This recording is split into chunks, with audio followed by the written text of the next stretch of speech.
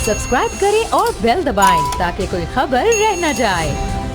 अभी जो नया कानून है वो किस किस शुबे पर नाफज होने जा रहा है? एजुकेशन के हवाले से, या आप कारोबारी कोई वीज़ा लेना चाहते हैं उस हवाले से, या फिर आप अगर यूरोपियन शहरी हैं यहाँ से मूव कर रहे हैं तो उसमें क्या कानून है? ये तीन कैटेगरियां मैंने आपके सामने रखी हैं, इन तीनों के हवाले से हमारे नाज़रीन को बताइएगा।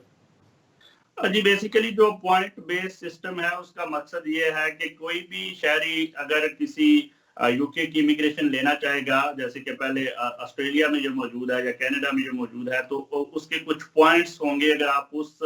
उन पॉइंट को गेन कर लेते हैं, आप अपने आप को साबित कर लेते हैं कि हम जो है इन पॉइंट के तहत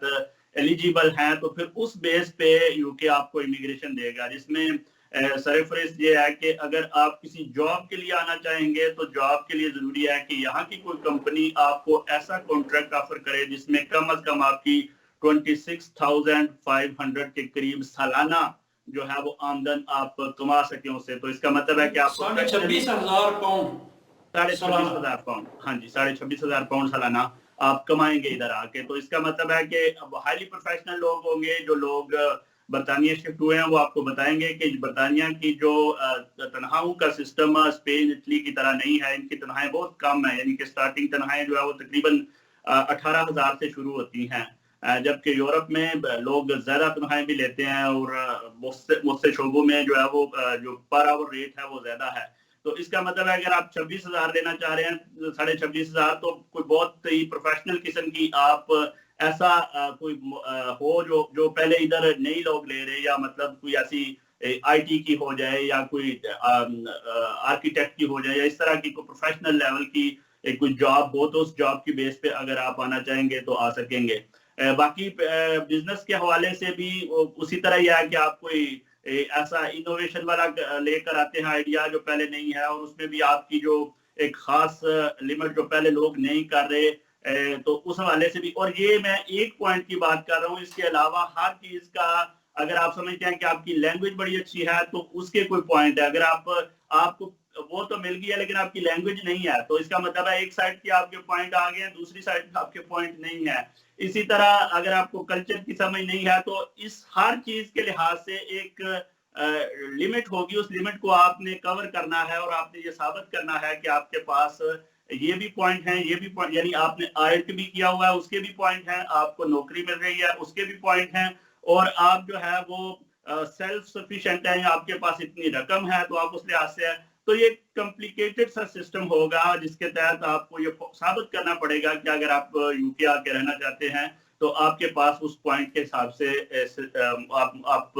उसमें उस कैटेगरी में आते हैं या एलिजिबल हो गए हैं कि आपको आना चाहिए, तो उस बेस पे आपको मिलेगा। तो अच्छा साहब, ये पॉइंट सिस्टम कब से लागू हो रहा है या लागू कर दिया गया है? जी ये लागू कर दिया गया हुआ है 1 जनवरी से, लेकिन अब तो चूंकि सूरत हाल इस तरह की खराब है, इस वक्त हुकूमत की कोई नजर किसी भी दूसरे साइड पे नहीं है लोगों के हवाले से। इस वक्त जो मेन फोकस है वो इस जो नया वेरिएंट आया है कोरोना वायरस का, उसको रोकने की तरफ पूरी कंसंट्रेशन हो गई है। और आपको पता ही है कि ये जो नया वेरिएंट आया है इसने पूरी दुनिया से राब्ता ही मुनक़ता कर दिया है यूके का, और इस वक्त फ्लाइट्स बंद हैं, जो लोग आ रहे हैं उनको कोविड का टेस्ट करवाना पड़ रहा है। तो इस वक्त फोकसिंग सारी उधर जा रही है कि किस तरह इस इकोनॉमी के बहरान से निकला जाए और लोगों को दोबारा इस इकोनॉमी को रन किया जाए। तो जो यूरोपियन शहरी जिस तरह इटली, यूनान, स्पेन और दीगर ममालिक के जब इनको पासपोर्ट मिलता था तो वो इजीली चले जाते थे, अब उनके लिए कौन कौन सी नई मुश्किलात हैं और किस तरह वो वहां पर सेटल हो सकते हैं? जी बेसिकली जो लॉ यूरोपीय यूनियन का है उसको 2006 का ये कानून है, फ्री मूवमेंट उसका नाम है।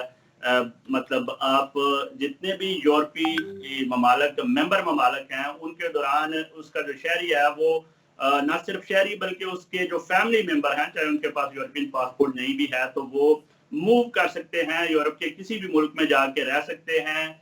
जॉब के लिए रह सकते हैं, या सेल्फ सफिशिएंट हैं तो वो वैसे जाके रह सकते हैं, या बिजनेस शुरू करना चाहते हैं तो वो जाके रह सकते हैं। यही वो कानून था जो वजह बना है ब्रेग्जिट का, क्योंकि लोग इजीली वहां से अपना सारा बोरिया बिस्तरा उठाते थे और यूके आकर ان کی رہائش اختیار کر رہے تھے. جیسے کہ میں نے کہا کہ یہ قانون UK کے لیے نہیں تھا, یہ قانون تو کسی بھی ملک کے لیے. آپ جرمنی چلے جائیں صبح اٹھ کے, اگر کوئی اسپینش پاسپورٹ ہولڈر اٹلی جا کے بیٹھ جائے یا کروائشیا مالٹا ایون جا کے بیٹھ جائے تو اس کو اسی طرح یہ ہے جیسے وہ بارسلونا سے اٹھ کے میڈرڈ جا کے بیٹھ جاتا ہے. اس نے صرف جا کے یہ شو کرنا ہے کہ میں اس ملک میں کام کر رہا ہوں اور میں رہنا چاہ رہا ہوں یا بزنس کر رہا ہوں یا میں سیلف سفیشینٹ ہوں, نہ میں کام کر رہا ہوں نہ میں بزنس کر رہا ہوں, میرے پاس اتنے پیسے ہیں کہ میں رہ سکتا ہوں, تو وہ رہنا شروع کر دیتے تھے. اس کے ساتھ ساتھ یہ جو پوری جو ریفرنڈم کروایا گیا اس وجہ سے کہ یورپین جو برطانوی شہری تھے ان کا یہ کہنا تھا کہ بہت سے لوگ ادھر آ رہے ہیں اور وہ ہمارے بینیفٹ سسٹم پر آ کر ایک بہت بڑا بوجھ بن جاتے ہیں, تو اس کو روکنا چاہیے. یہی وہ وجہ بنی تھی ڈیوڈ کیمرون نے جس میں اس نے کہا کہ ہم ریفرنڈم کروائیں گے, اور لوگوں نے اکثریت رائے سے یہ فیصلہ سنایا کہ ہمیں یہ فری موومنٹ نہیں چاہیے. اور آپ دیکھ لیں کہ اب سارا معاہدہ جو ہوا ہے ابھی بھی بریگزٹ کے حوالے سے اس میں سارا کچھ ہی تقریباً اسی طرح چل رہا ہے, لیکن یہی اسی کو ٹارگٹ کیا گیا فری موومنٹ کا. تو اس کا مطلب یہ ہے کہ جب فری موومنٹ ختم ہو گئی تو یورپین شہری بھی اسی طرح ہو گیا جس طرح کے دیگر ممالک کے شہری ہیں, یعنی جو کوئی پاکستان میں بیٹھا ہوا ہے وہ بھی اسی طرح ہو گیا, اور جو کوئی ساؤتھ امریکہ میں بیٹھا ہوا ہے وہ بھی اسی طرح ہو گیا, اور جو اسپین اور اٹلی میں بیٹھا ہوا ہے وہ بھی اسی طرح ہو گیا. کوئی بھی شہری جو UK منتقل ہونا چاہے گا اس کو نئے جو لاز ہیں انہی کو فالو کرنا پڑے گا. ایک بڑا اچھا ان کے درمیان قانون معاہدہ تھا ایرسمس کا, جس کے تحت یہ اسٹوڈنٹس جو ہیں یہ دوسرے ممالک میں جا کے یونیورسٹی میں اسی طرح پڑھ سکتے تھے, اور ان کے اوپر فیس بھی اسی طرح لاگو نہیں ہوتی تھی جس طرح کہ ان کے اپنے شہریوں کی نہیں ہوتی. تو اب بریگزٹ میں بدقسمتی سے وہ معاہدہ نئے سرے سے سائن نہیں ہوا ہے, تو اس کا مطلب ہے کہ اب اسٹوڈنٹس جو ہیں وہ بھی موو نہیں کر سکتے. کوئی اسٹوڈنٹ اگر پڑھنے کے لیے UK آنا چاہے تو اس کے اوپر انٹرنیشنل لا اپلائی ہوگا, یعنی اس کو اسی طرح اپنی فیسز دینا پڑیں گی جس طرح کہ ایک پاکستانی اسٹوڈنٹ کو اپنی فیسیں دینا پڑتی ہیں یا ایک انڈین اسٹوڈنٹ کو اپنی فیسیں دینا پڑتی ہیں. تو اس کو کسی قسم کی کوئی اس لحاظ سے رعایت نہیں ہے کہ چونکہ تم یورپین شہری ہو اس لیے تمہیں جو ہے وہ رعایت ملتی ہے. ایسی کوئی رعایت جو ہے وہ بریگزٹ میں بھی نہیں ہوئی. ہو سکتے ہیں فیوچر میں وہ کہہ رہے ہیں شاید کوئی معاہدہ اسٹوڈنٹس کا اس حوالے سے کیا جائے, لیکن بریگزٹ ڈیل میں جو سب سے بڑا نقصان ہوا ہے وہ یہ ہے کہ اسٹوڈنٹس کے حوالے سے ابھی تک کی جو بریگزٹ ڈیل سامنے آئی ہے اس میں اسٹوڈنٹس کے حوالے سے کوئی نہیں ہے. جی تو بالکل, اس وقت اگر کوئی بندہ شفٹ ہونا چاہے تو جس طرح آپ فرما رہے ہیں کہ سب سے زیادہ جو اگر برڈن آیا تو وہ اسٹوڈنٹ ویزا پر آیا یا اسٹوڈنٹ پر آیا ہے کہ وہ اب فری ایجوکیشن جو یورپی ممالک کے اندر تھی. تو صاحب یہ بھی تو ہے نا کہ برطانیہ کے بھی بہت سارے لوگ دیگر ممالک کے اندر پڑھنے کے لیے جاتے ہیں, تو ان کو بھی اب ویسی ہی مشکلات کا سامنا کرنا پڑے گا. کیا یورپ بھی اوپر اسی طرح فیسیں بھاری بھرکم فیسیں عائد کر دے گا؟ یہ بہت اچھا آپ نے کویسچن کیا. بیسیکلی بہت جو غلط فہمی پھیلائی گئی تھی برطانوی شہریوں کے لیے, ان کو ان کے جو سیاستدان ہیں انہوں نے یہی سکھایا تھا کہ یہ لوگ بہت زیادہ ہمارے ملک میں آ جاتے ہیں اور ہمارے بینیفٹ سسٹم کو نقصان پہنچاتے ہیں, لیکن ان کو کسی نے نہیں بتایا کہ ملینز کے قریب جو ہے وہ جا کے اسپین میں بیٹھے ہوئے ہیں برطانوی شہری جو باقاعدہ فارم ہاؤس خریدے ہوئے ہیں, آرام سے اپنی پینشن جو ہے وہ بڑے مزے سے اسپین میں گزارتے ہیں, اور موسم بڑا خوبصورت ہے اور وہاں پہ جا کے انجوائے کرتے ہیں. کسی نے نہیں بتایا تھا کہ یہ جو ہمارے لوگ جو ہے چھٹیاں منانے اٹلی کے ساحل سمندر پر جاتے ہیں اور پولینڈ میں ہمارے لوگ جا کے بیٹھے ہوئے ہیں. تو 1.5 ملین کے قریب جو برطانوی شہری ہیں وہ دوسرے ممالک میں رہ رہے تھے. اور یہ جو اسٹوڈنٹس کی بھی آپ نے بات کی, یہ فائدہ میرے خیال میں اس میں یورپی یونین کو اتنا نقصان نہیں ہوا, کیونکہ وہ تو 27 ممالک ہیں. وہ تو برلن سے لے کر فرینکفرٹ اور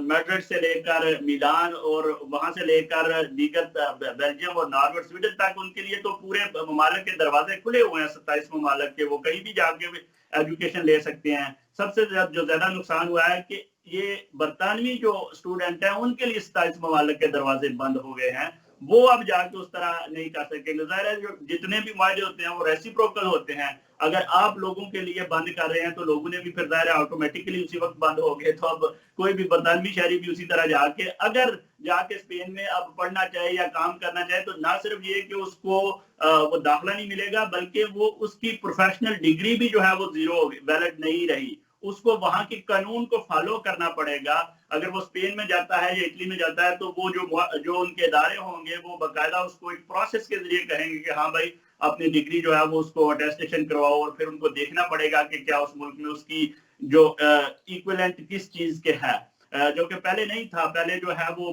बाकायदा वैलिड हो जाते थे। अगर आप किसी भी यूरोपियन मुल्क में जाके रहते हैं तो एक ट्रांसलेशन करवा के तो आप उसको वैलिड करवा सकते थे। तो ये जो प्रोफेशनल डिग्रीज है ना सिर्फ स्टूडेंट्स की बल्कि डॉक्टर्स, इंजीनियर और दीगर प्रोफेशनल लोग जो हैं उनको भी अब अपनी डिग्रीज जो है वो प्रोफेशनल करवाना पड़ेंगी। ये बाकायदा उस जो डील हुई है उसमें लिखा है कि ऑटोमेटिकली वैलिड नहीं होंगी। सब्सक्राइब करें और बेल दबाएं ताकि कोई खबर रह न जाए।